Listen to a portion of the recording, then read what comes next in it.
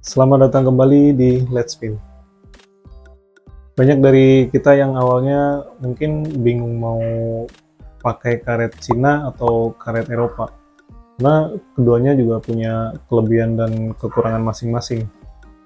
Karet Eropa kebanyakan lebih gampang dipakai, tapi harganya mahal. Terus durability-nya juga kalau dibandingin sama karet Cina, durability-nya agak kurang. Karet Cina murah, awet, tapi lebih susah cara pakainya. Kalau kita perhatiin setup pemain pro, pemain Cina khususnya, kebanyakan dari mereka pakai karet Cina hard yang teki, semacam Hurricane untuk di forehand. Lalu untuk backhand mereka pakai karet Tenergy atau sejenisnya, atau yang lebih soft untuk di backhand. Dan kalau kita tanya alasannya, ya bisa kita lihat dari permainan mereka. Di forehand mereka butuh menghasilkan spin yang dahsyat. Sementara untuk backhand mereka lebih butuh pantulan yang kencang. Jika kita pakai karet Cina, kita harus bisa menyesuaikan dengan gaya permainan yang lebih banyak spinnya, lebih banyak looping, dan harus ngurangin smash flat hit atau main tabok. Karet Cina kurang nyaman kalau buat flat hit, karena biasanya sponsnya lebih keras, terus pantulannya juga kurang kencang. Tapi ketika kita bisa bener-bener gesek bolanya pakai karet jenis ini, kita akan dapat full efek, yaitu spin dengan putaran yang jahat. Tapi ini bukan berarti karet Eropa nggak bisa buat spin ya. Banyak juga karet Eropa yang bisa menghasilkan spin yang bagus.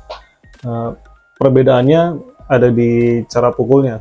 Karena karet Eropa nggak teki permukaannya atau topseatnya, tapi dia grippy. Jadi bolanya harus agak masuk ke sponsnya. Kalau cuma nempel di permukaan, saya rasa spinnya sih kurang maksimal. Dari segi speed, karet Eropa bisa dibilang lebih kencang daripada karet Cina. Itu karena biasanya spons di karet Eropa lebih soft, dan ada beberapa teknologi tertentu lah yang bikin karet ini menghasilkan pantulan yang lebih dibandingin karet Cina. Kalau untuk karet Cina, speednya bukan terletak di pantulannya, tapi dia ada di putaran bola yang dihasilkan. Dengan putaran yang banyak tadi, ketika bola jatuh nyentuh meja, bolanya akan lebih lari dan lebih kencang efeknya. Itu yang bikin pemain-pemain spinner ini bolanya mematikan. Jadi intinya mau pakai karet Cina atau Eropa, tinggal menyesuaikan sama tipe permainan dan budget juga sih tentunya. Buat yang spinnya udah matang dan tertantang untuk menghasilkan spin yang lebih jahat lagi, ya bisa pilih karet Cina. Tapi buat yang lebih suka flat hit atau main tabok yang kenceng gitu, mungkin bisa pilih karet-karet Eropa.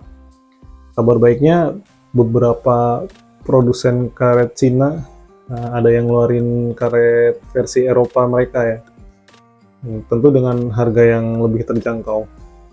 Jadi kalau yang terkendala di budget, ya bisa agak teratasi sih.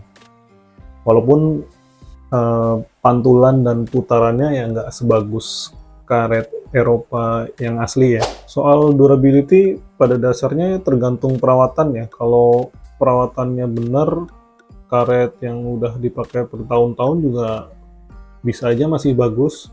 Tapi kalau yang taunya cuma main aja, karetnya nggak pernah dibersihin, mainnya gasrak-gusrak, sering mukul meja, ya jangan berharap karetnya awet sih mau pakai karet apapun.